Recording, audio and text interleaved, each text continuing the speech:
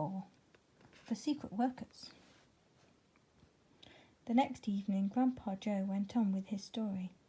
"You see, Charlie," he said, "not so very long ago there used to be thousands of people working in Mr. Willy Wonka's factory. Then, one day, all of a sudden, Mr. Wonka had to ask every single one of them to leave, to go home, never to come back." "But why?" "Because of spies." "Spies?" "Yes.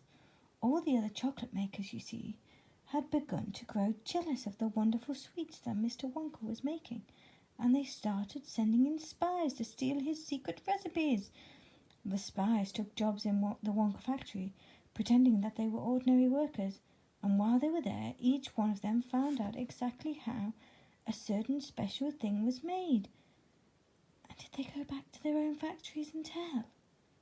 "They must have," answered Grandpa Joe, "because soon after that, Fickelgruber's factory started making an ice cream that would never melt, even in the hottest sun. Then Mr. Prodnose's factory came out with the chewing gum that never lost its flavour, however much you chewed it.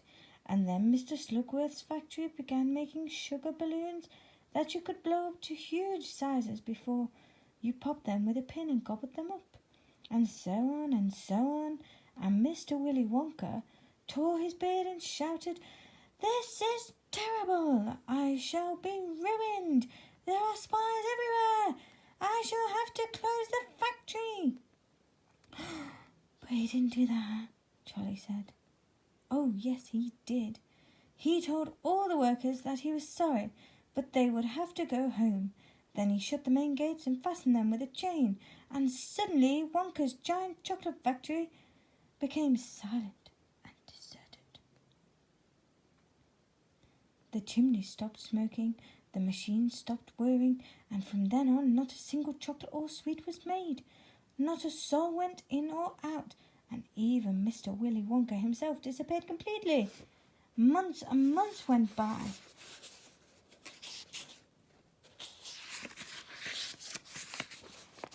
Grandpa Joe went on, but still the factory remained closed, and everybody said, "Poor Mr. Wonka, he was so nice, and he made such marvellous things, but he's finished now, it's all over." Then something astonishing happened. One day, early in the morning, thin columns of white smoke were seen to be coming out of the tops of the tall chimneys of the factory. People in the town stopped and stared. "What's going on?" they cried. "Someone's lit the furnaces! Mr. Wonka must be opening up again!"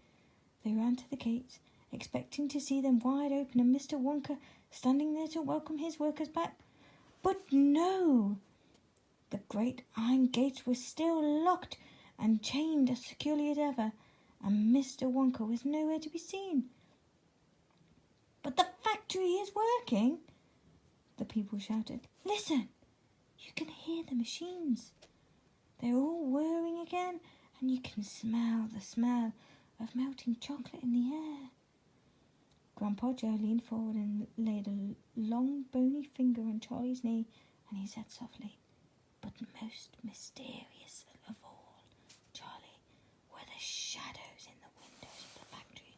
The people standing on the street outside could see small dark shadows moving about behind the frosted glass windows." "Shadows of whom?" said Charlie quickly. "That's exactly what everybody else wanted to know." "The place is full of workers," the people shouted, "but nobody's gone in. The gates are locked. It's crazy. Nobody ever comes out either." "But there was no question at all," said Grandpa Joe, "that the factory was running, and it's gone on running ever since, for these last 10 years. What's more, the chocolates and sweets it's been turning out have become more fantastic and delicious all the time. And of course now, when Mr. Wonka invents some new and wonderful sweet, neither Mr. Fickelgruber, nor Mr. Prodnose, nor Mr. Slugworth, nor anybody else is able to copy it. No spies can go into the factory to find out how it is made." "But Grandpa, who?" cried Charlie. Who is Mr. Wonka using to do all the work in the factory? Nobody knows, Charlie.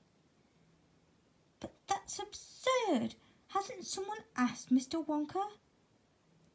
Nobody sees him anymore. He never comes out.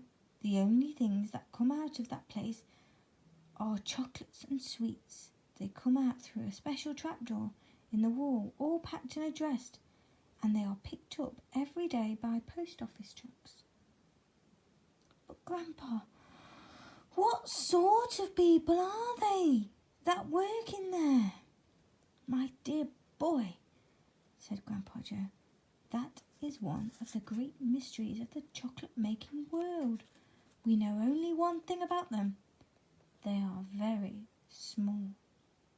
The faint shadows that sometimes appear behind the windows, especially late at night when the lights are on, are those of tiny people. People no taller than my knee. There aren't any such people, Charlie said.